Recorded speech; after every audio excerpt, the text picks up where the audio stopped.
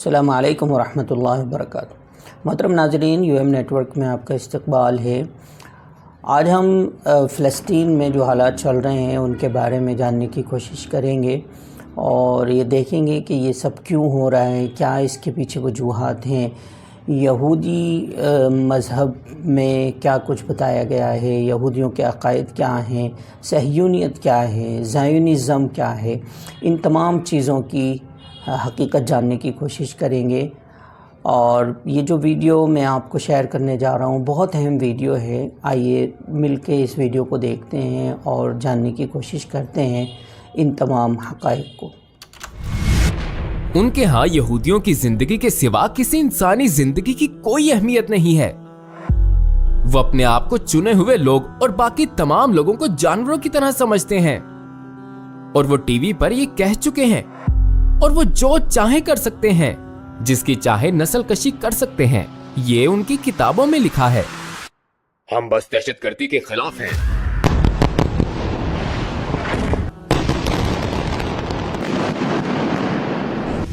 یہ لوگ اپنے شہریوں کے علاوہ کسی اور کے لیے انصاف اور آزادی پر یقین نہیں رکھتے۔ یہی ان کی اصلیت ہے، اور یہ ان کے اقدامات سے بہت واضح ہے۔ کوئی ایک مذمت بھی نہیں۔ ہم نے 2000 بچوں کی ہلاکت پر مذمت کا ایک لفظ بھی نہیں سنا۔ اب تک 2000 بچے ہلاک ہو چکے ہیں۔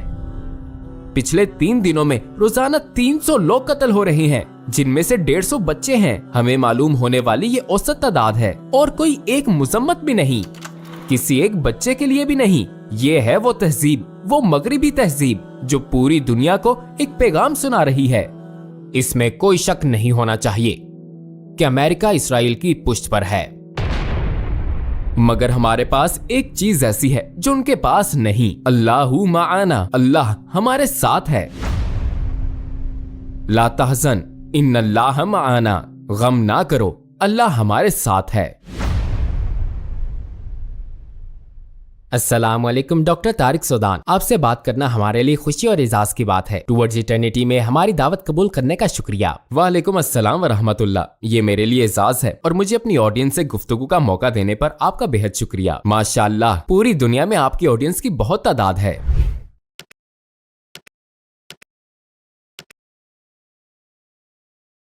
آج ہم آپ سے فلسطین میں ہونے والے حالیہ واقعات کے بارے میں پوچھیں گے۔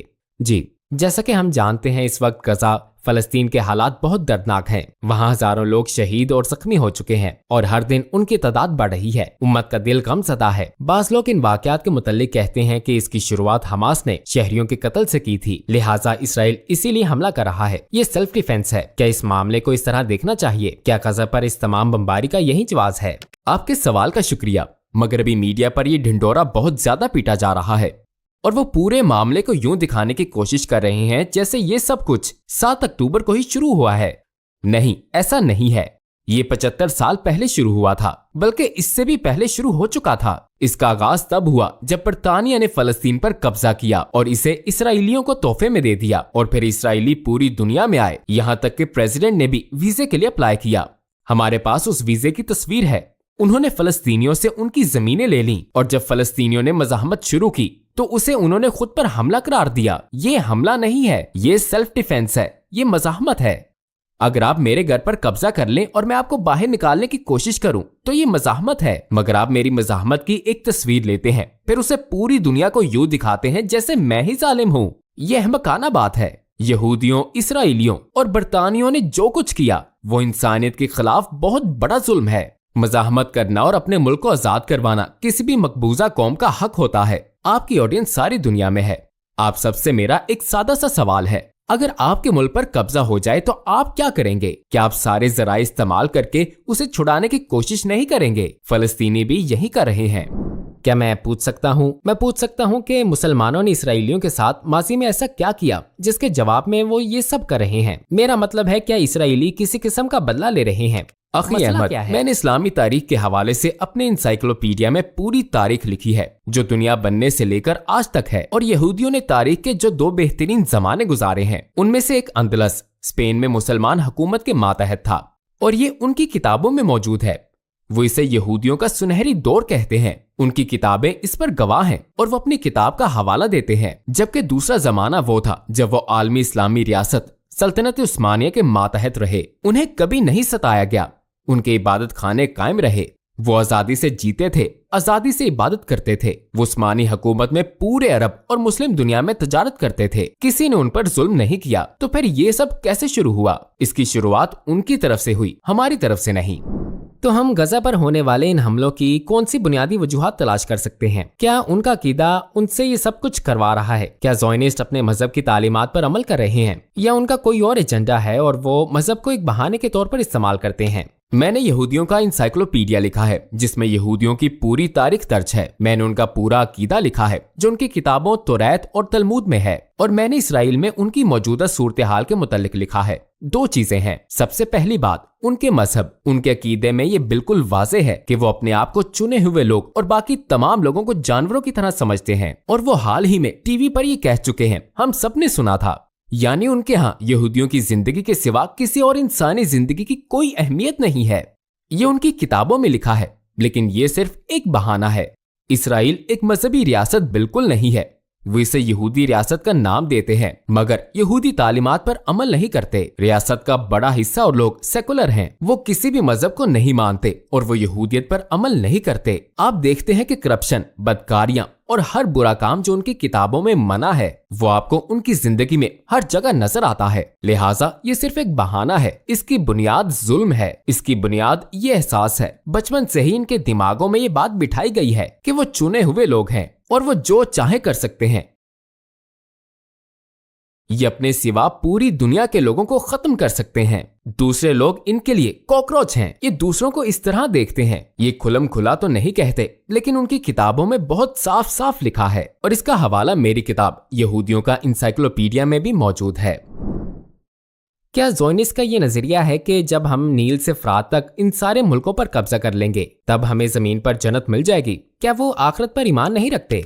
वो आखिरत पर ईमान रखते हैं और वो मसीह को भी मानते हैं, मगर हजरत ईसा अलैहिस्सलाम को मसीह नहीं मानते। ये उनकी किताबों में बहुत वाज़ेह लिखा है, और ये भी कि ईसा अलैहिस्सलाम की वालिदा मरियम अलैहिस्सलाम नौजुबिल्ला बदकार थीं, और हजरत ईसा अलैहिस्सलाम एक बदकारा के बेटे थे और वो झूठे थे। लिहाजा उन्होंने ईसा अलैहिस्सलाम को सूली पर चढ़ा दिया था। उनके मुताबिक वो उन्हें कत्ल कर चुके हैं, लेकिन हमारे दीन के मुताबिक जाहिर है ऐसा नहीं है, मगर उनका यही अकीदा है। इसका जिक्र कुरान मजीद में भी है, वक़ौलहिम इन्ना कतलना अल-मसीहा ईसा अब्ना मरियम, और ये कहा कि हमने अल्लाह के रसूल मसीह ईसा इब्ने मरियम को कत्ल कर दिया था। मगर ये बात मैं कभी नहीं समझ पाया कि ईसाई फिर यहूदियों का साथ क्यों देते हैं, वो इसराइल की हमायत क्यों करते हैं, जबकि उनके बारे में वो ऐसा कहते हैं, हम हजरत मरियम अलैहिस्सलाम और हजरत ईसा अलैहिस्सलाम का एहतराम करते हैं, ये हमारे दीन का हिस्सा है। अगर आप हजरत ईसा अलैहिस्सलाम को ना माने तो आप मुसलमान नहीं रहते। हमारी किताबों में भी यही लिखा है। इसका मवाजना उससे करें जो उनकी किताबों में लिखा है। तो असल में वो ऐसे लोग हैं, वो दूसरों को इस नजर से देखते हैं, और बदकिस्मती से पूरी दुनिया के साथ यही होगा। वो इसे जमीन पर जन्नत समझते हैं, मगर ये उनके लिए इख्तिताम नहीं है। उनके मुताबिक किसी दिन उनका मसीह आएगा और उसके साथ मिलकर ये पूरी दुनिया को कंट्रोल करेंगे। सिर्फ अरब दुनिया नहीं, बल्कि पूरी दुनिया को। ये उनकी किताबों में लिखा है। तो ये कैंसर है, और इस कैंसर के फैलने से पहले इससे आगाह रहें।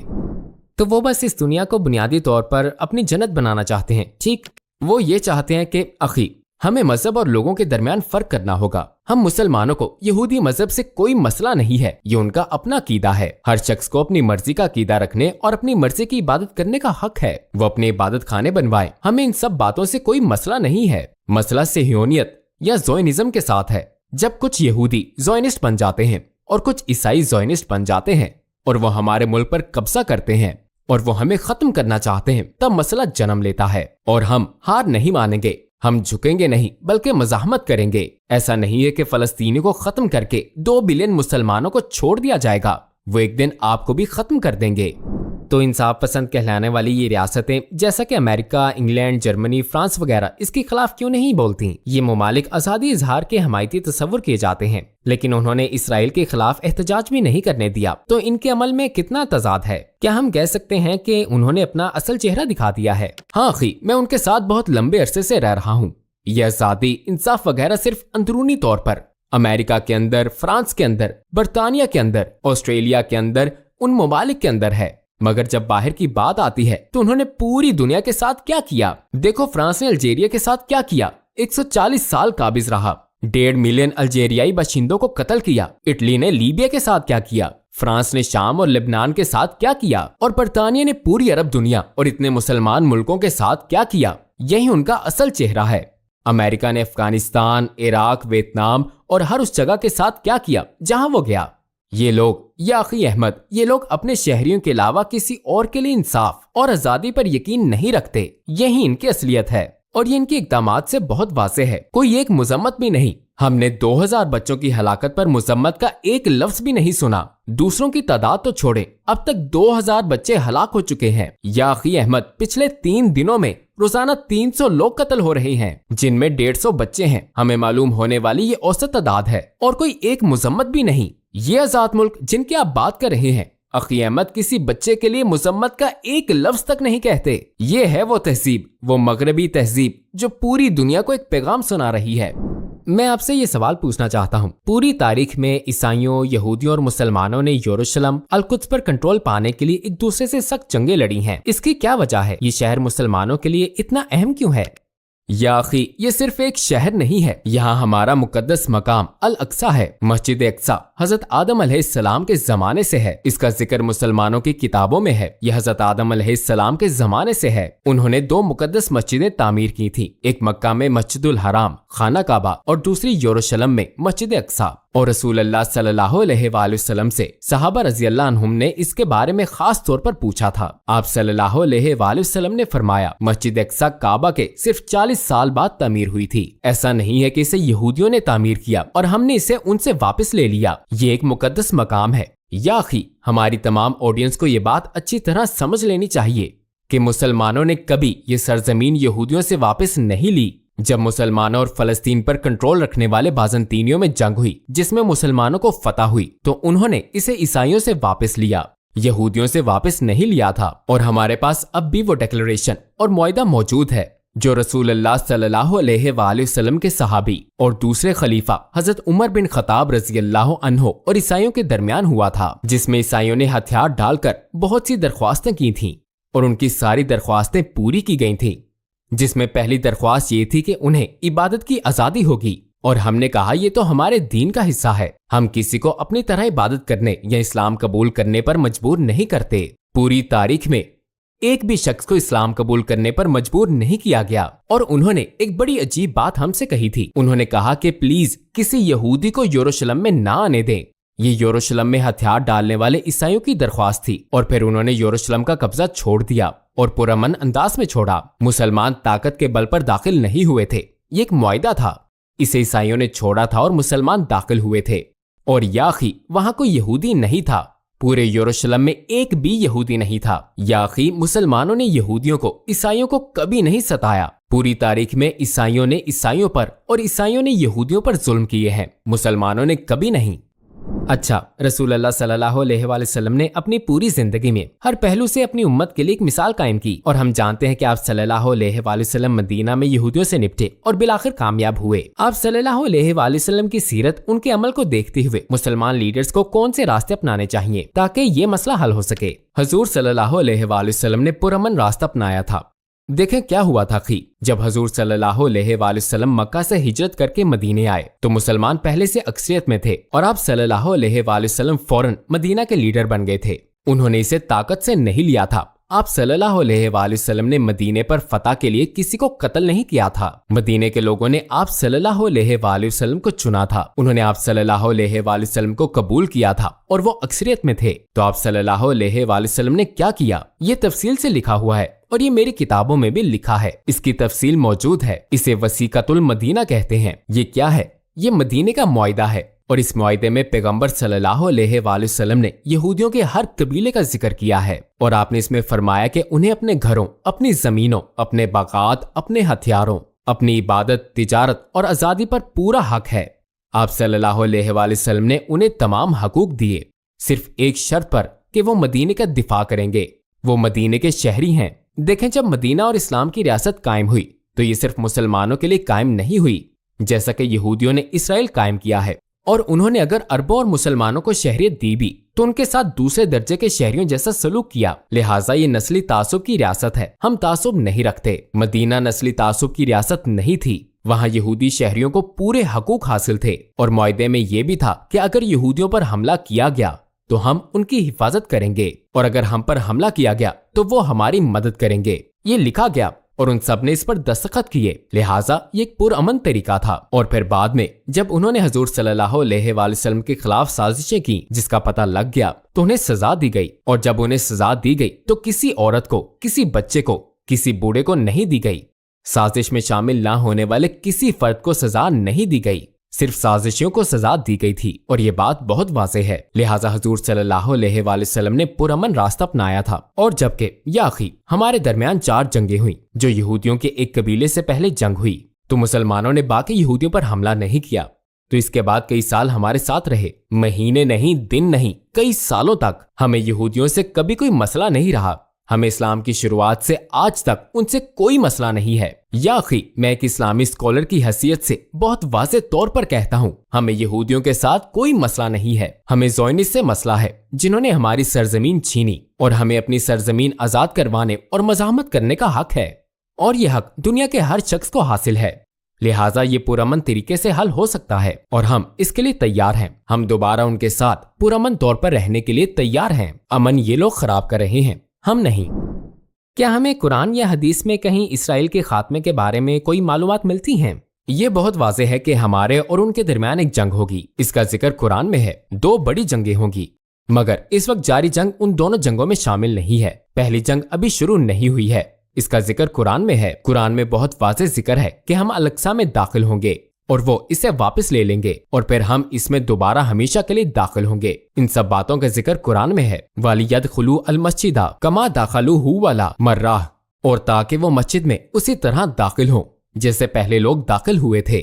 लिहाजा हम 2 मर्तबा इसमें दाखिल होंगे। लेकिन कुरान ये नहीं कहता कि ये यहूदियों का खात्मा होगा, ये यहूदी रियासत का खात्मा होगा, यहूदियों का नहीं। और कुरान में ये जिक्र है कि यहूदी जिंदा रहेंगे। रसूलुल्लाह सल्लल्लाहु अलैहि वसल्लम की हदीस में जिक्र है कि यहूदी बाकी रहेंगे। हमें यहूदी मजहब और यहूदियों से कोई मसला नहीं है। हमें ज़ोयनिस्ट रियासत, नस्ली तासुब की रियासत से मसला है, जिसने हमारी सरजमीन और हमारी मस्जिदें हमसे छीनी और हर रोज हमारी मस्जिद पर हमले किए। 7 अक्टूबर के ये वाकयात क्यों हुए? वो जुनूनी हर रोज मुसलसल हमारी मुकद्दस मस्जिद में दाखिल होकर हमें उकसा रहे थे और हम उनको खबरदार करते रहे। हम और क्या करते कि अपना सर झुका लेते और उन्हें अपनी मस्जिद दे देते? हम कभी ऐसा नहीं करेंगे। मुसलमान कभी अपना सर नहीं झुकाएंगे। बतौर मुसलमान बदकिस्मती से हम बेबसी से इन वाकयात को अपने अपने घरों में बैठकर देख रहे हैं। तो आप एक ऐसे मुसलमान को क्या कहेंगे जो पूछता है मैं एक फर्द की हैसियत से क्या कर सकता हूँ? हम बेबस नहीं है या अखी, अल्हम्दुलिल्लाह हम बेबस नहीं हैं, मगर एक फर्द की हैसियत से हम बहुत कुछ कर सकते हैं। वल्लाह या अखी 1967 के बाद से हमें मीडिया पर भी बहुत कवरेज मिली है।